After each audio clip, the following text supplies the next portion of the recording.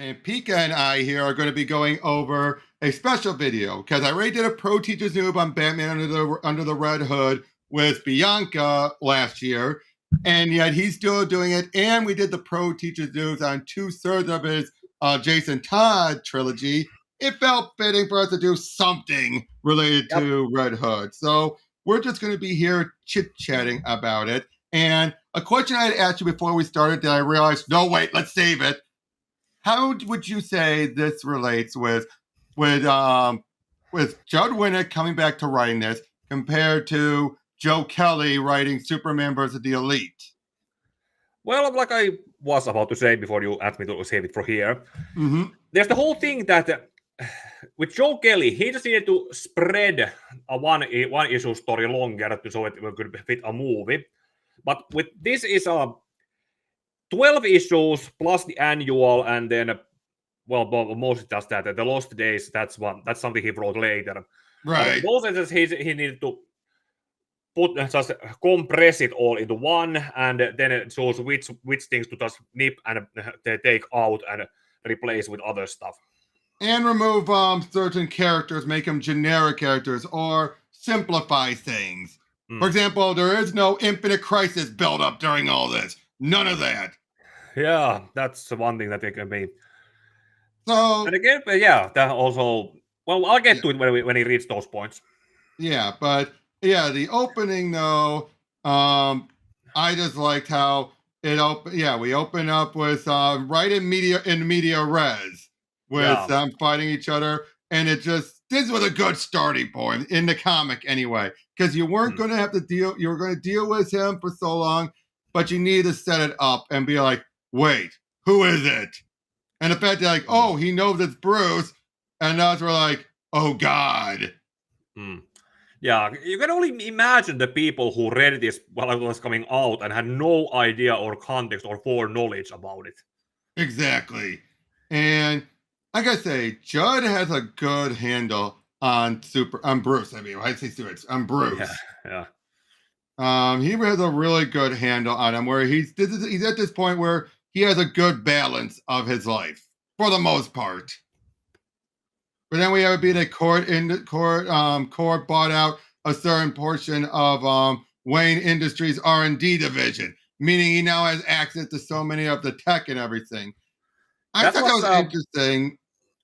Yeah, this was still before Infinite Crisis, or it was the story was building up towards Infinite Crisis. Yes, and then eventually Ted was still alive around this part. Yes, definitely. No, I think this was right after Ted was killed. Oh. I think this is right after Countdown to Infinite Crisis, because then that would explain why Cord Industries is in such turmoil. Oh, okay.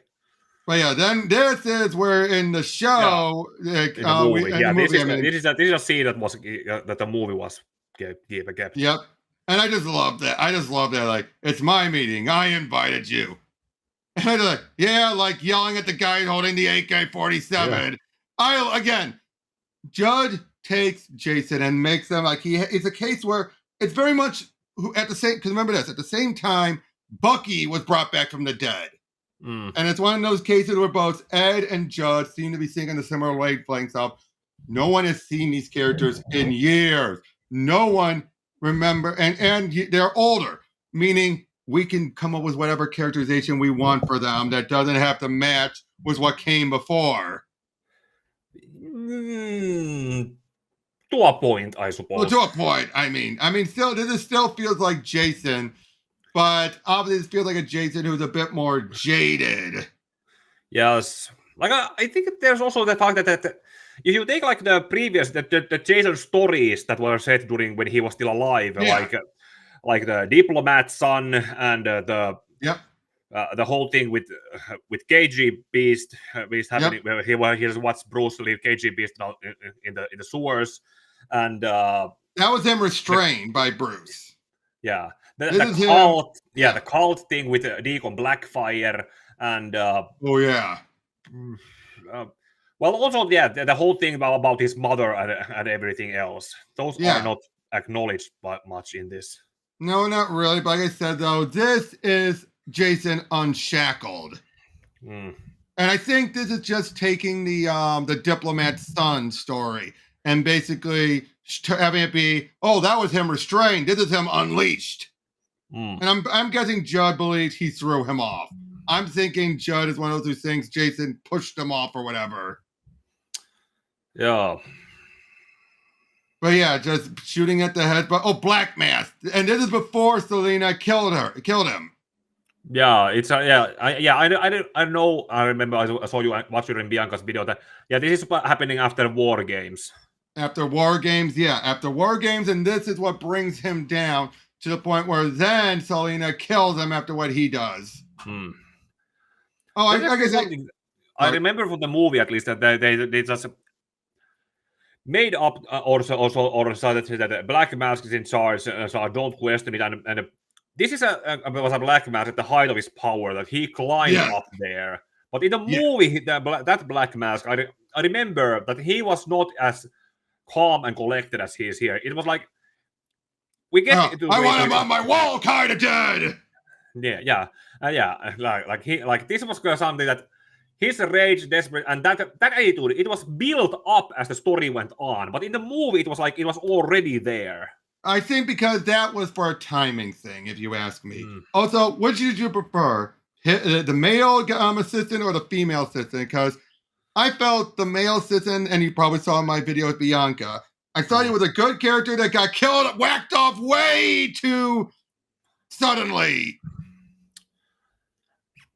Did it also okay? We get to it, but did it happen off screen or off panel? Off screen after he was a good guy and everything, and they're like, "Oh, we killed him." I hated that, but now somebody also says about the character of the Black Mask is also okay. That's a Mr. Freeze fact also. I get this. I understand this because if you do it in the comics. People in the comics, Freeze has always been inconsistent in the pre-New 52 comics because they basically kept, he had one characterization and they later incorporated the animated series stuff after the fact, but they never fully changed it. However, if you brought him into the movie, then people would be expecting this to be animated series Freeze, and I'm pretty sure they decided just cut. Oh. I think that's why. I think it's because you would be This is just Sug. This is Sug Freeze. This is Sug Freeze. Yeah, like this was before or after the whole Lazara incident where Nora was tossed. I think this was around the same time. I think thereabout. But yeah, this is Sug Freeze, as I call him, where he's just a work for hire. He doesn't really, he's not focused on his wife. And like I said, I get why they cut it from the movie. It's just one additional thing. Okay.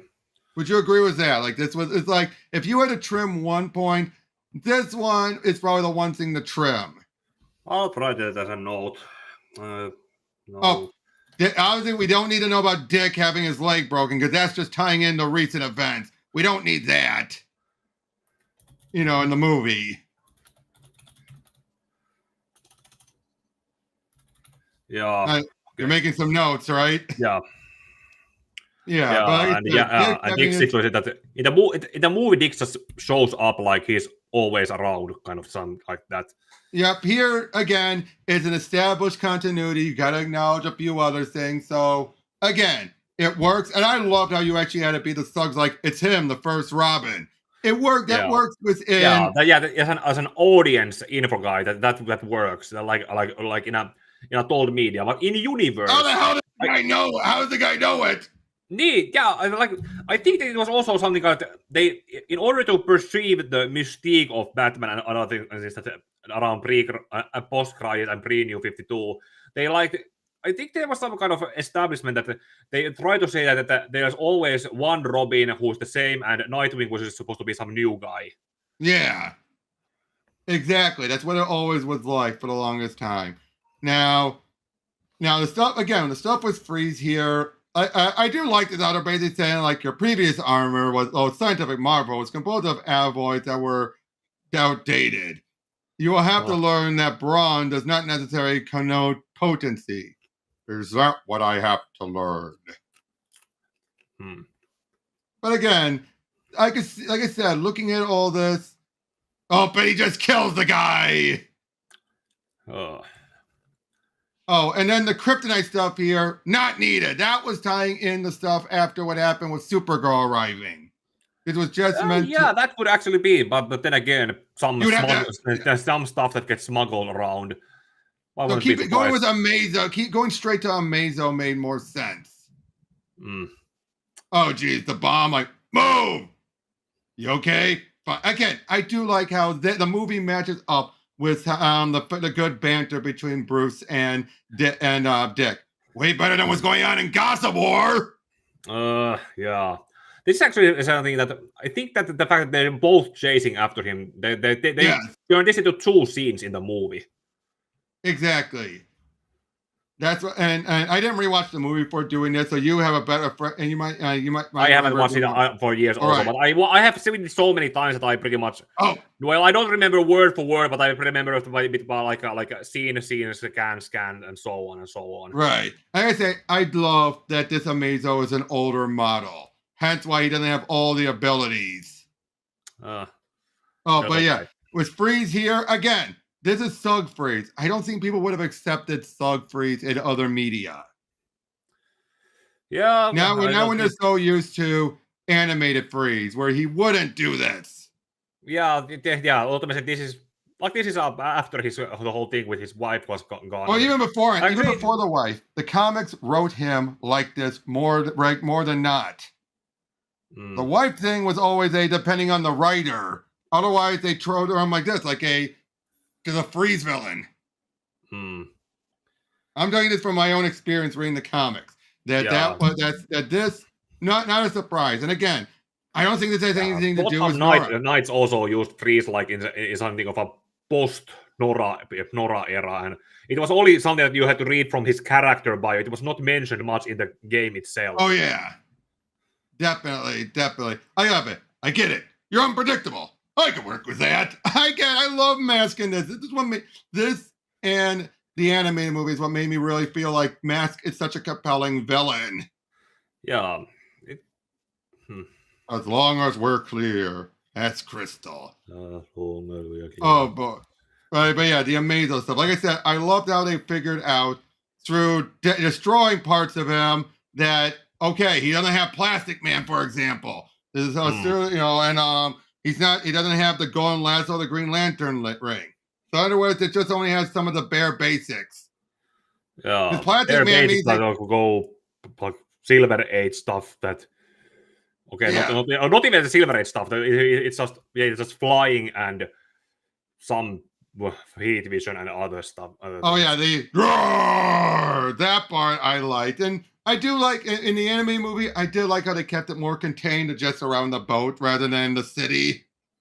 Do what you can. It's something I actually saw that I have been looking at when reviewing some movies or watching some other people review movies, like not like higher budget animated movies or like other movies, but there was this one thing I learned from some reviewers that said, if you want to do a movie and you think that we want to do a thing A, but we don't have the budget or else to do that, maybe we should do a thing B instead and compromise with that. Look at that. Wasn't that just creepy with the eyes? It's like, Churrum. Yeah, trying to shoot that through plastique. But yeah, they take him down. I mean, that's how they took it down in the movie, that you blow his head off.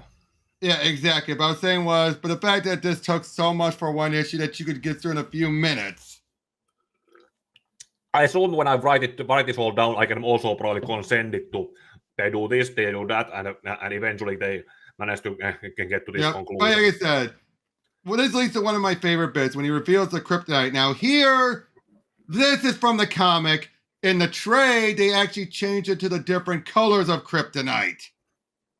But I love it. It's like he talked about the kryptonite box, and then I leave to the one bit though I love where when he's talking. Oh, see, look at that now. It's the rainbow. Yeah, now there are more colors.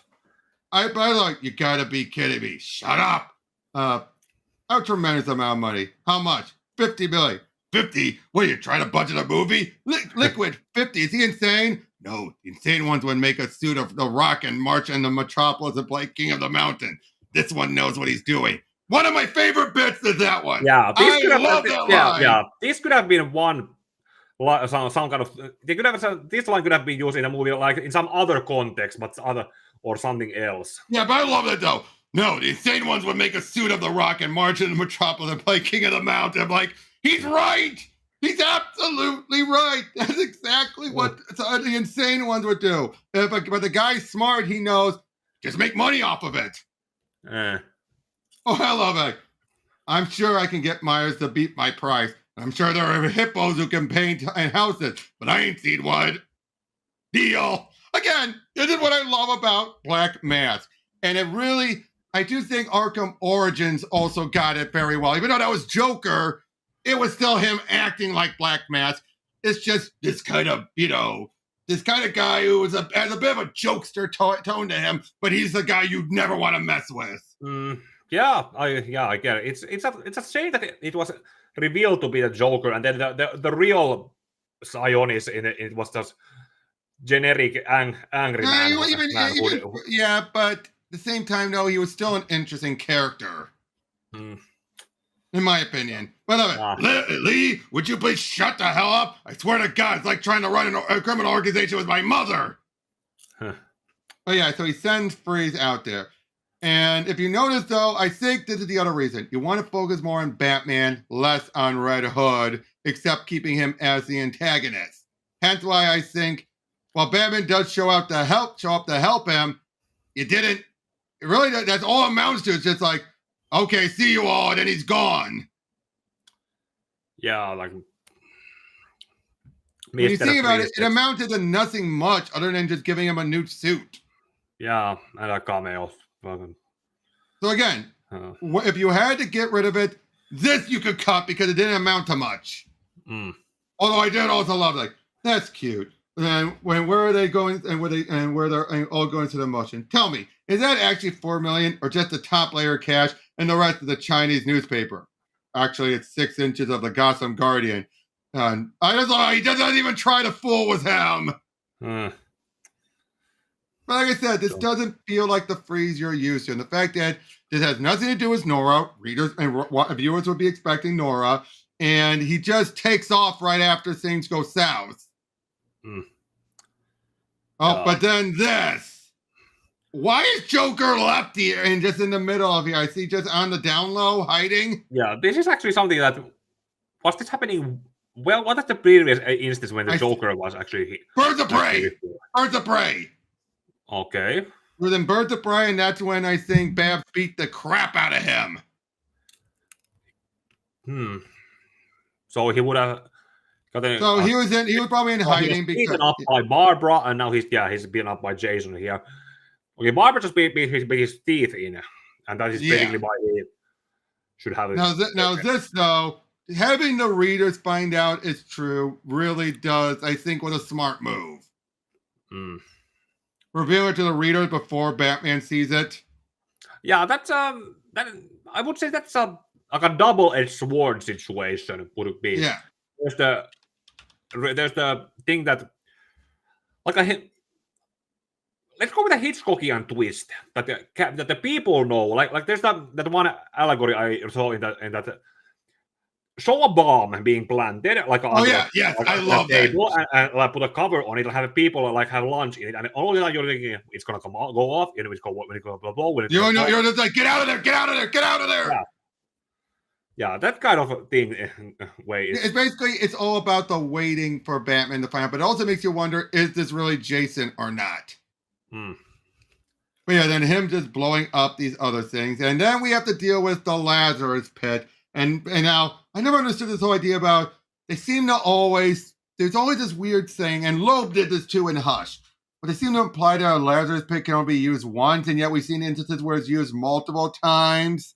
I never understood that. Actually, have we ever seen a Lazarus Pit being used twice in a row? Oh, yeah. Maybe not in a row, but it was always implied that there would always have Roz near a Lazarus Pit, so he would have to go into it. and then he's used it before many times. Like he's like going in again. Would it be that there's a cooling period that you can use it once, but it's useless for some X amount of time? So you need to, if you need to use another, you need to go to another one, and then another, and another, and another, and map out where you go all the time. Yep. Also, I don't know if you read in the notes about this. All the Lazarus pits were sealed off after they killed off Raish by Nissa. Okay. Hold on, let me look at it. Batman, Death and the Maidens. Yeah, I mentioned that in my Son of Batman video. You did? About, or I referenced it about Ross being killed in that video. Yeah, and that's why all of them were sealed off as well. Sealed off after Death and the Maidens. Yeah. Now, also, this is hinting off stuff with Infinite Crisis. I needed someone I could trust, but I had to settle for you. Identity Crisis, yeah. So in other words, this is before they know that Bruce knows. So this is before the Crisis of Conscience story, which Tristan and I recorded for Pro Teaches Noobs. Yeah, I think did I watch it on live or was I later? Could have been later, probably. Yeah.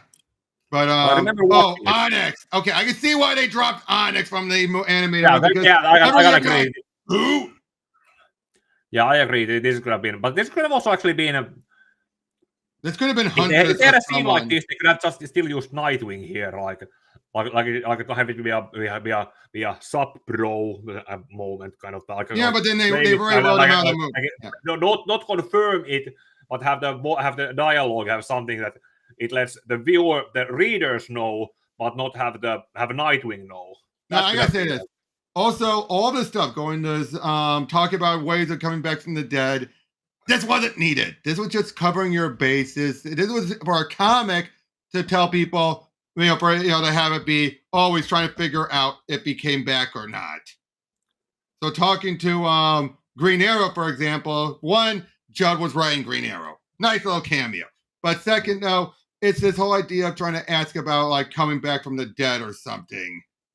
And still hint off with everything that happened in Identity Crisis. Actually, if the movie would have to have some kind of montage of Batman going through, like trying to comprehend the fact that he wouldn't immediately go into Red Hood being Jason, or that he has to come back from the dead. But while he's going through the motions and thinking it through. Oh yeah, you could show like a montage of him meeting Green, like no dialogue, just show them like in a cameo, like. But then you would need the context, though. You would need the context that Green Arrow had died and come back. You would need some of the context of things like that. And I don't think if you show it up, you're gonna be like, why is he talking to Green Arrow? Why is he talking to Zatanna? If you just did a montage, that would raise more questions, especially since you already know. Probably be cut off out, but like show a montage and then later have him talk about the whole thing. But here's the other thing, though. But here's the other thing. We already know going into it that he was going to have Raish still be alive, still have a Lazarus pit, and be able to explain it all to him. Unlike here, where Raish is off the board and the Lazarus pits are sealed off. Once we had that already established, and they want to keep the mystery until the annual.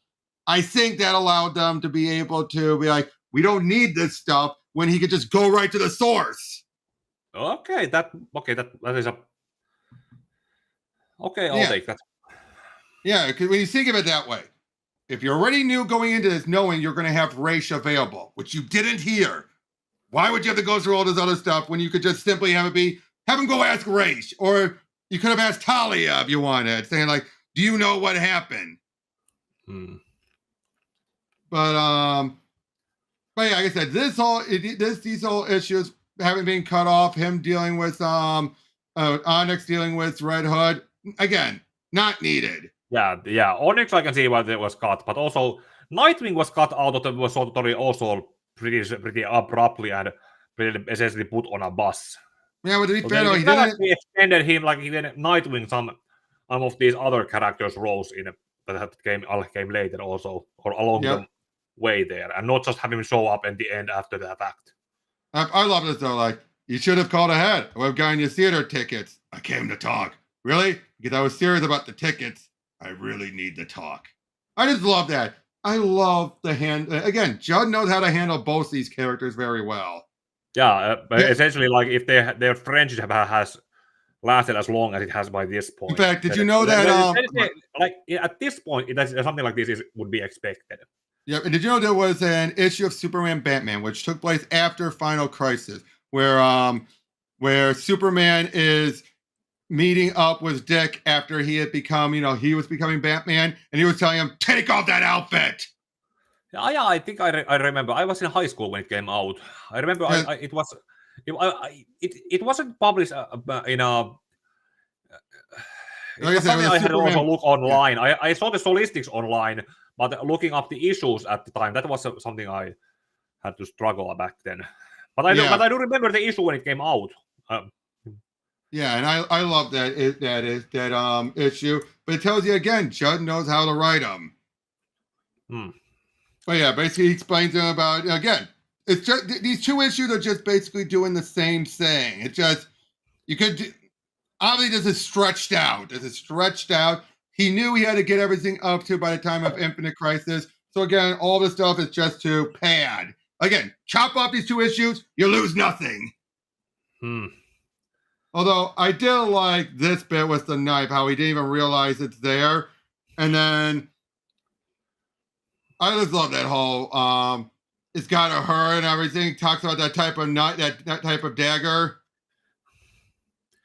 To know if they had used Nightwing in this, if they had used this interaction and used Nightwing here, this could have been actually something of a more believable stuff. That's just stuff to make.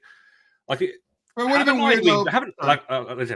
have Nightwing be here. Like, have them Jason talk to him like bro to bro or bro stuff, like hinting, and also that, and also by the time Bruce is trying to figure it out, this could have also been something that could have helped justify cutting out Superman and Green Arrow and other stuff, and make him then believe more about Jason being back. Not just the.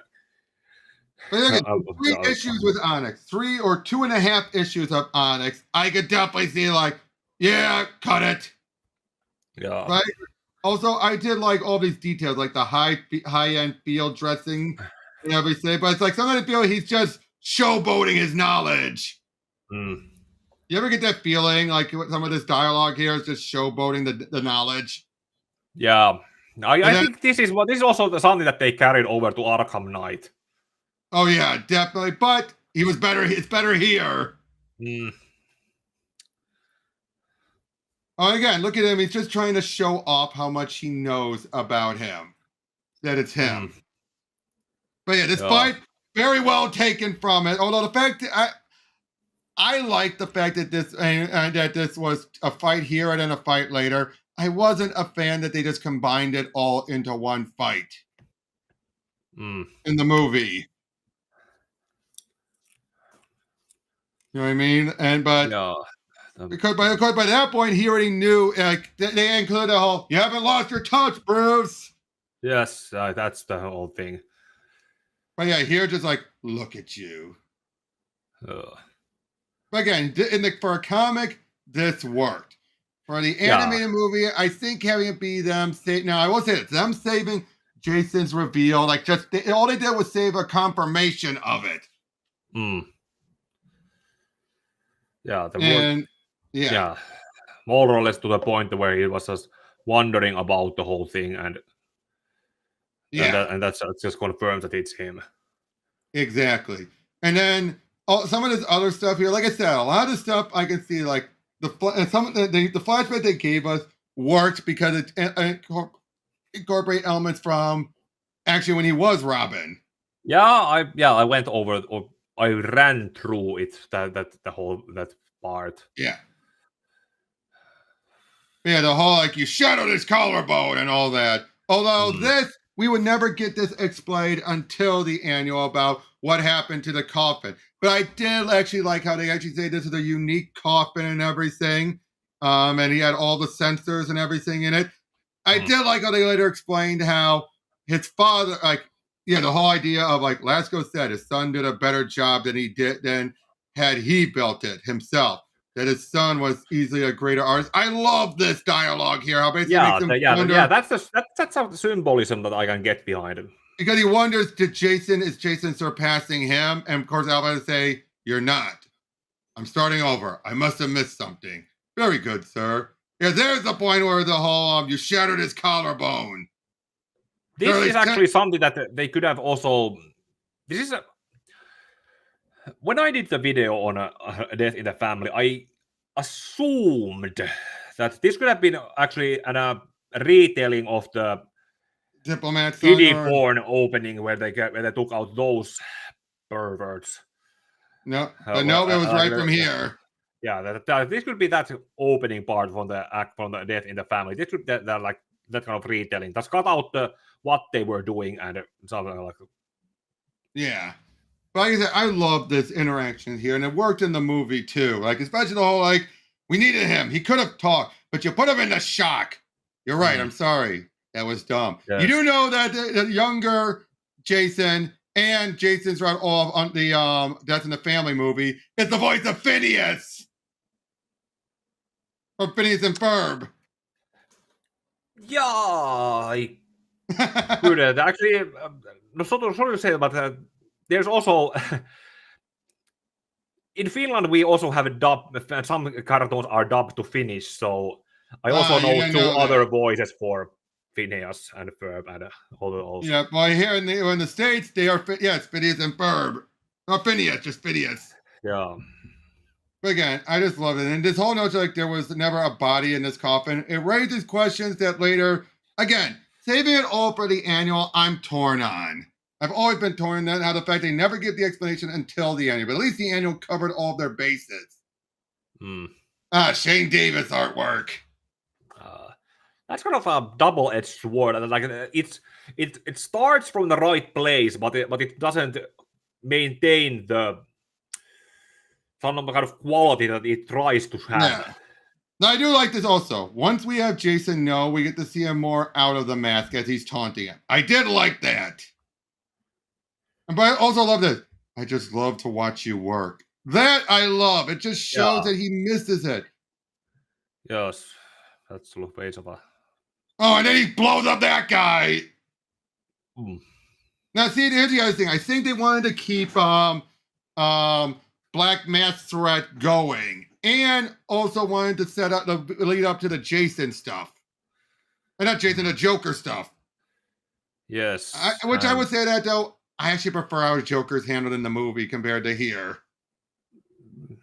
Yeah, could be like understandable where that he is in Arkham at the moment, and so far untouchable in that sense. I was like, he can't catch him either. Can you feel it? We're stuck in the damn crossfire. I just love that. This was done well. I admit the whole thing where he just... Wow, he can really move when he wants to.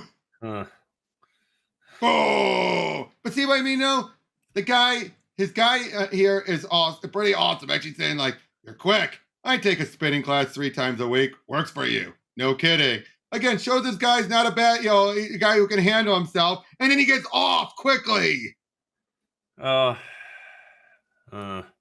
yeah, all this stuff here of him losing his empire, it makes his anger even more understanding. Yeah, looking at how he built himself there during war games, and he just lost it in one go. He lost everything. But then bringing in the Slade stuff. This, I understand why they complain. This is where you're then they had to tie it in to Infinite Crisis with the Villains United. This, I felt like, I see why they dropped it. Although, replacing the fact that he got the scraps cracks me up. It's like, he's the head of Gotham, and you give him the scraps. Yeah, also Slade himself could be a somewhat powerful enforcer, but here he's just a go-between. Yeah. I just also love it. The Nazi's blind. Bad enough he's 135 years old and ran with Hitler, but he's flipping blind. He's damaged goods. And I thought Hyena was dead. One of them is dead. This is the other one. It's not the other one was a chick. For all I know, this one is a chick. I didn't care to check under the hood. How about you? Pass. And I love it. Hyena kind of looks like a girl from the back. I was just thinking the same thing. Again, this works for a comic where you're tying it in, but I preferred the armored soldiers. Yeah, made more OC sense. is who can be killed off. Yeah, makes more sense. And having him, I still love this moment where they're working together. Although having it be that he still was in the point of figuring out if it was Jason or not, it feels better here when he knows. Could be a gut feeling or a hunch or looking at how I have that one stance about Batman and Robin's being a father's instincts. Yep. Oh, but then here, taking out Captain Nazi when you know he's going to eventually come back, him killing the other guy made more sense. Because Captain Nazi is a case where, oh yeah, he might be dead now, he'll be back. In fact, the whole him being blind here was because he got jabbed with needles during Villains United. Okay, I need to check this out. But yeah, now I love this whole bit about Bruce trying to determine which ones are first editions. That was so cute, but again, not really needed, for the movie. But it's great character stuff, great building up on everything. Oh, but then the fact now, I did not care for this edition where he's basically forcing him to kill all of his lieutenants. That's pretty much what they replaced with getting Joker out of Arkham. Which I felt was better than this. This shows you're an idiot. I mean, going after Joker is just as bad, but here, thinking he could trust him and then finding out what happened to his second in command was dumb. Especially this bit, like, now you're telling me you're going to have that change of attitude, and now my gut is telling me you had that change of attitude. Am I wrong? Probably not. It's just like, again, there's desperation and then there's idiocy. This was idiocy. Joker was desperation. Yeah, you see that. Yeah, and then just like, look at you, you're just another gangster. But again, I liked it. And then him stabbing him and just showing that, yeah, he's badass, but then once it's made clear this wasn't Jason. Yeah, this actually also... Good fake out, though. This was a good fake out. Yeah, it was a fake out. Because it makes you wonder... This other guy... but like I said, it feels just almost no different than him going after Joker. Think about this. He's underestimating Mask. You could at least look at it that way here. And of course, you find out the truth next issue, but in this moment, you think he just did the same idiocy he did with Joker. Yep. But then here in Eric Battle, I like Eric Battle, but his artwork does not work here. Yeah. But yeah. Is it the shadows or the points of view or coloring or the... It's the same guy who did the vampire. Remember that? It was the one that was the countdown Batman vampire story. Okay, yeah, now I see the kind of muscly details on the head. I mean, it's closer to Shane Davis's artwork. But again, this whole bit here about him having the helmet while he's with Joker, it's good. Again, it's good here for a comic, but for a movie, it's too complicated. Yeah, it is. Like, I'm trying to think, where did Jason get that other guy to play Patsy, and why did he agree to be there to fight, and then eventually essentially got? I don't know. That makes sense. All this was done for a fake out. Otherwise, yeah. The logistics of this thing is something that, I agree. This was a right here. Was changed. The assistant killed off him. Like the guy was it showed he could take care of himself. Now it's just bang bang. Here you go. It's like.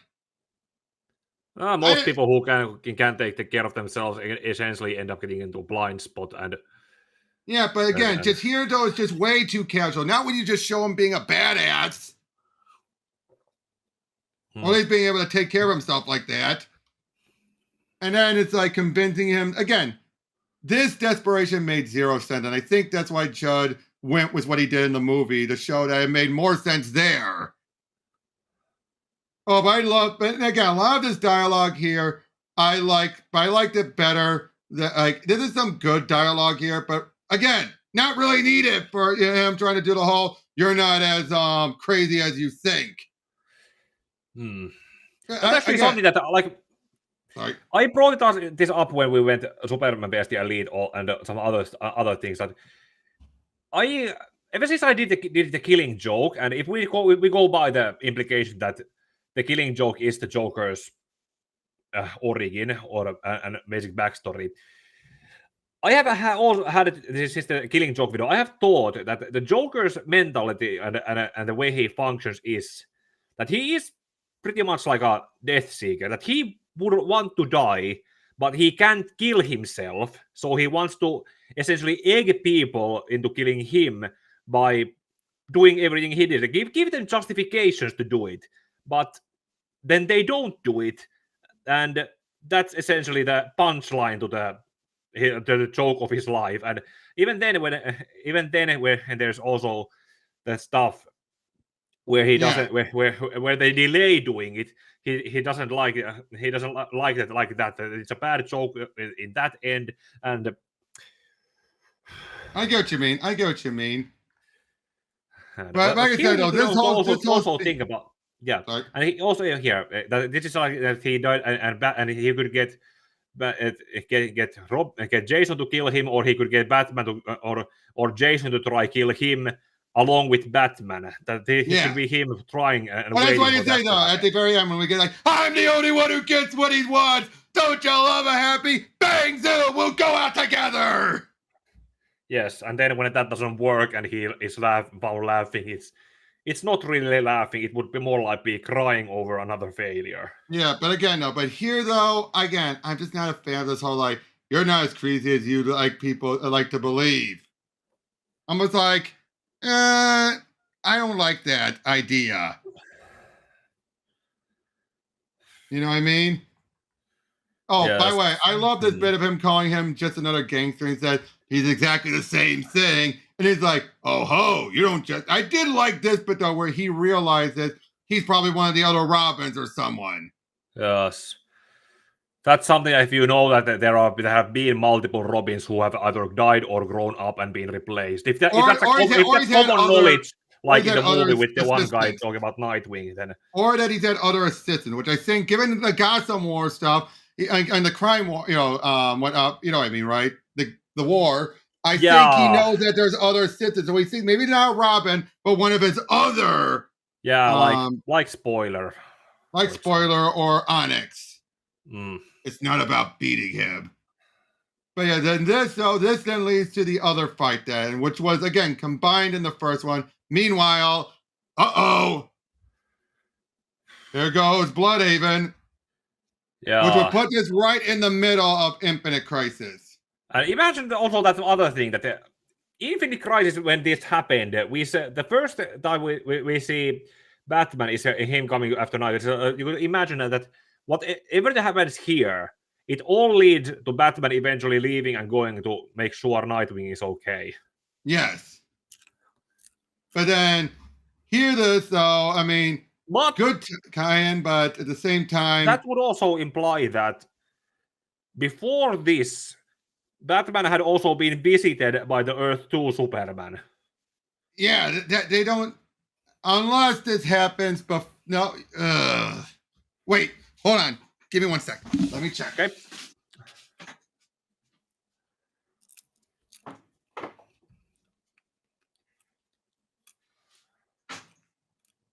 When did chemo get dropped?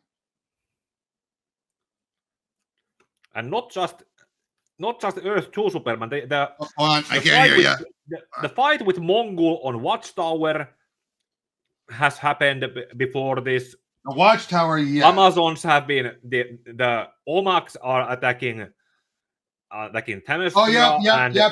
He just dealt with. You're right. Then this would have been by after the reveal of Alexander Luthor and Superboy Prime being the villains. and Themyscira had taken off. Yeah, that's where this point would have fit. But again, all this stuff not needed for the movie. That would have been stupid to incorporate that, the chemo stuff. Yes, but they should have been replaced with something else also. I don't think so. I think just focusing on the fight is all you need, as opposed to having him worry about Jason. Not Jason, I mean Dick. But then all this here, then this is where all this matches up with it. Although I gotta say, one thing I also prefer, I do not like him getting it in the neck. I hated that. Yeah, that is a good thing that they changed, because I'd rather just have it get him in the hand. hand. Gun makes it, or actually they changed, because here Jason is holding the gun like this against the Joker's head. In the movie, he turned the gun against Batman. Batman could throw the button. Yeah, and then he shot it, and Batman dodged and threw it. Yes, that is a more of an improvement.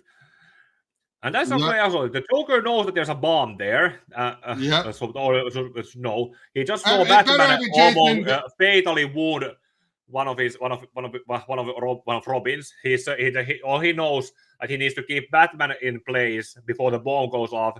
They all die. He gets to hold Batman responsible for his own creation. He gets to die, and yes, that way he would win. He would be the only one who wins in a happy ending. Right. Yeah, but again, no, like I said, then there's the annual, which revealed everything about him. Now, at least his mother's acknowledged here. At least his mother's acknowledged here. It's also pretty much because it's barely acknowledged by showing it and showing that Jason was died here because his mother was led him to that trap, and it was also Jason's abandonment issues were also what clouded his judgment and this thing. Now, and also the acknowledgement of Sheila's last words to Batman and telling that Jason was a good boy and stuff. Imagine if they had been acknowledged here, and Batman could have tried to reach out to try to keep Jason out of doing anything by telling him his mother's last words. Right. Now, I will just say this whole bit here was the Superboy Prime wall punch. First of all, Jeff Johns had nothing to do with this. Yeah. You know that, right? Nowhere did this happen in Infinite Crisis. This happened in the Infinite Crisis Secret Files and Origins that Marv Wolfman had wrote. This was editorial decision. Now, I did love them finally using this page, at least.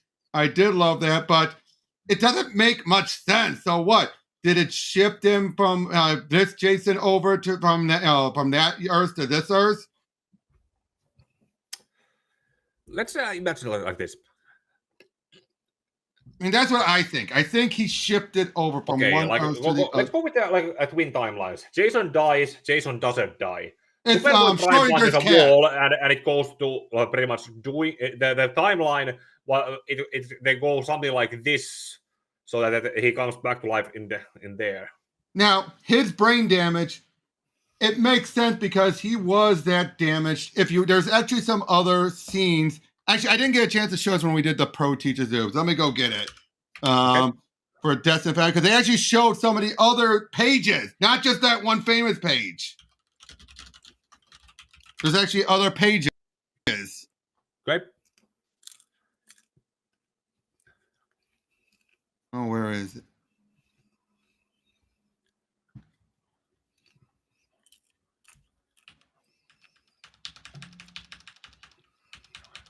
Here it is. Okay. First, here's the famous page we saw there. But then, here's a few others, including as for Jason. He's in a coma. The doctors won't say when or if he'll ever snap out of it. There's nothing they can do for him. It's up to the boy's own recuperative powers to pull him through it. I find myself doing something I haven't done in years. I pray. Bruce, I heard what happened. I rushed over. It's Dick! Yeah. Was this No, this is what they would have done if he had survived, if he had lived. I suppose these were never finished, so Nope, they were never finished. Yeah, no looking at the canonical of it all, but But yeah, the fact this that actually be symbolic also, because if this was a timeline that was then swooshed as it ended up merging with the main one where Jason comes back to life. This could be but only Jason was affected, though, not the memories or anything. Although I did like how right now he's acting on instinct. All of it is coming to him, but then once he gets up, the wounds catch up with him. Because he basically was able to dig out of there, but eventually I think all of his brain damage caught up to him. Oh.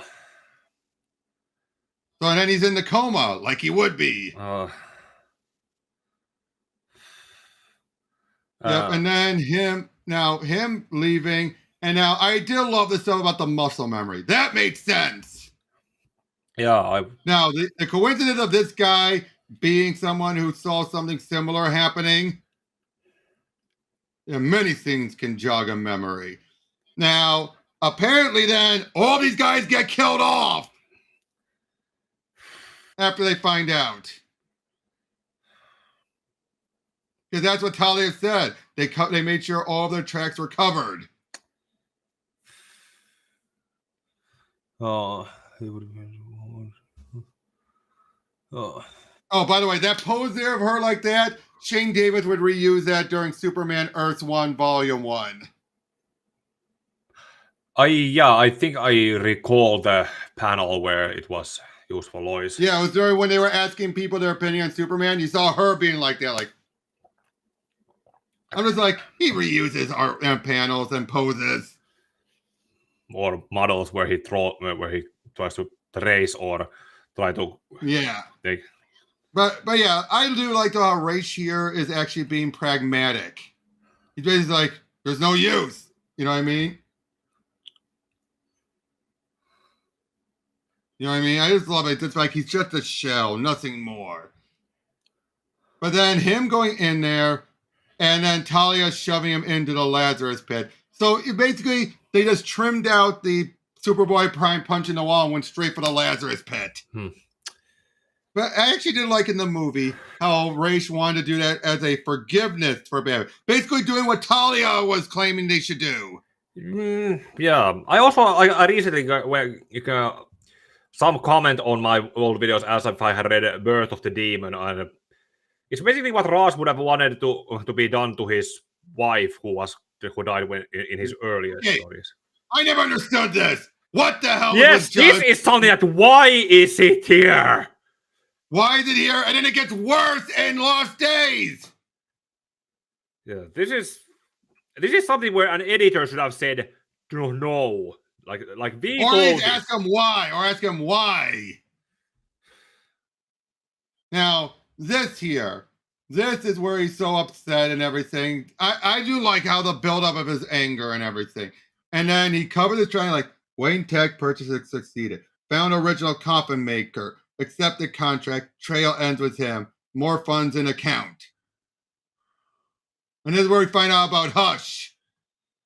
But like I told you before, this makes zero sense. If this was supposed to be him, why is he doing the Clayface fighting stuff? You know, of him mimicking Dick. That's a different thing. He could have learned some stuff while he was out on his own. But there's actually this whole thing. He sees Batman. What did he go back up? He expected Batman to think it was him and to know it was him. Yes. He was expecting that. Yes. But here on this page, let's go with the Jason's reaction to witnessing him fighting Clayface. Oh yeah. Yeah, he slipped away before the truth could be revealed, and with that, he was done. Yeah, the father had lost his son, and now the son had lost the father. Yeah, but is he angry at something? Like, did he listen to the dialogue that Batman said during Hush? I think he did, and I think he realized that Bruce is just accepting that. Oh yeah, that wasn't him. Yes, but even still, that his feelings about Jason as a son that he had lost, that they weren't changed, and he was that Bruce was angry and disgusted at the fact that Jason's memory had been had been tainted and violated like this. Jason should have seen that as Bruce still holding in the memory of him in some high regards. And that should have been for a different reaction than this. Oh, here's the other thing. He was hoping to see regret. There was no regret. Regret over what? So now, of his death. Basically, he felt like Batman. He was hoping for. He's not taking into account that how many years have passed and that Bruce has at least somewhat gotten over. He was expecting him to be all like, "Oh, like Jason, I'm sorry." When it's like I told you before, and you can. I would type this in there. Look up scans from Mudpad where they pulled a similar stunt of trying to make Bruce, of Jason haunting Batman.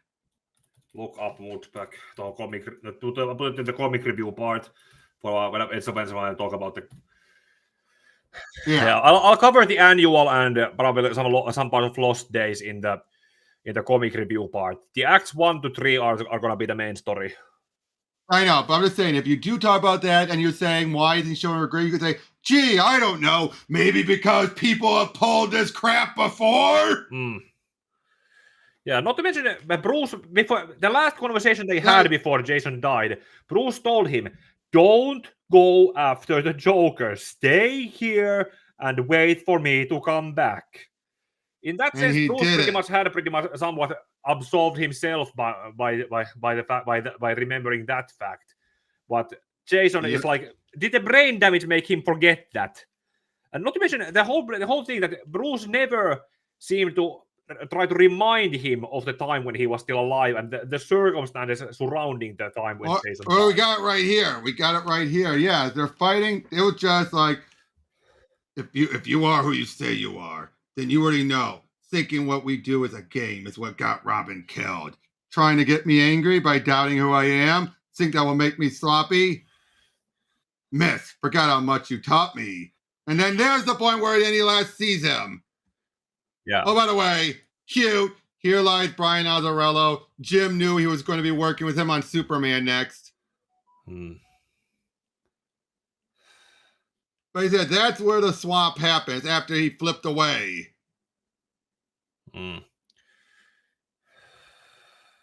Yeah, and that's Clayface doing that. Jason sees that happening, and there's no other. Yeah. But yeah, like, show me some respect so I can win this game, Batman. You'd be amazed the number of people who wanted to play, who were willing to risk it all for a taste of, thank you. You just made it so much easier to kill you. Yeah, that's actually also did we talk about this when we went over Hush? Not as much here. There's blood there. That should confirm that it or unintentionally confirm that it's not Clayface here. I think that was another thing that he had realized. Yeah. Although, if I remember right, Clayface has in some stories shown he can simulate blood to keep up the act. Oh, okay. At least I think he is. But yeah, like I said, though, so that was Under the Red Hood. And like I still say, the movie is superior in many ways. Yes, there's stuff that you wish wasn't removed. But what was removed and given the runtime he was stuck on, because remember, they were given a specific runtime always. Yeah, back then they were still under an hour, just over an hour, and nowadays they can get to like 75 minutes or 90 minutes. Yeah, exactly. And I gotta say though, again, overall, this was a great way of bringing him back. But if you had to compare this between Winter Soldier and Red Hood, I think Winter Soldier handled it much better. Probably. But yeah, no, overall, like I said, the movie was the superior one, in my opinion. I would probably say that it's a better version, or I could probably say that there are the things that the movie did, there are the things that the story did, the comic did, and somewhere in the middle there is a perfect balance on the things that were removed from the comic, the story, and things that were taken out and kept in the movie. And somewhere in the middle there's something that could a perfect adaptation. Yes. Again, so long as this isn't anywhere near it. Yes. I mean, no. swipe left. No thanks. No. Yeah, no. Again, what the fuck? Remember to censor yourself when you get to. What was Judd putting himself in Chase's bed? Felt like I want to make out with Talia. That is unfortunately probably happens with some writers where they project themselves to the main point of view. Joss Whedon did it and project himself into Colossus when he banged Kitty in his Astonishing X-Men run. Same with Warren Ellis and whatever character he paired up with Kitty. Seems like with Kitty, you have a lot of creators who want to just have put in a self-insert or have a character be a self-insert so they can bang her. Probably. I mean, Talia, but like I said, there's a lot of good, but there's also a lot of convolutedness of them trying to fit things in, which is the problem when you're trying to deal with an ongoing universe, or in this case, trying to fit it into the past. Now, I do like the idea of Talia helping him along the way. That I didn't mind. Yeah, that's true.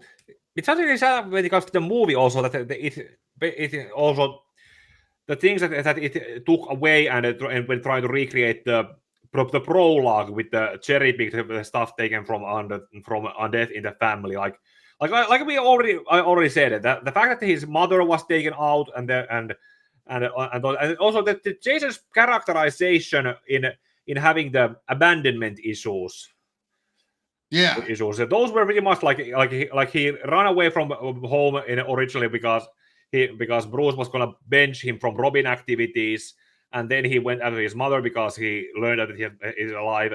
And those were like understandable human qualities, but how many have they been portrayed in it at all when he has been portrayed as Red Hood? Not really. Although one could say he's gone over the abandonment issues and just accepted the fact that, like, fuck Batman. He's the guy who would say fuck Batman, not Dick. Yes, that's what would it be? Maybe you could throw that in as a bit. You could even say like, and the thing is, you could say something like Jason has reached a point where he will be the one saying, and you show the clip saying fuck Batman. Oh.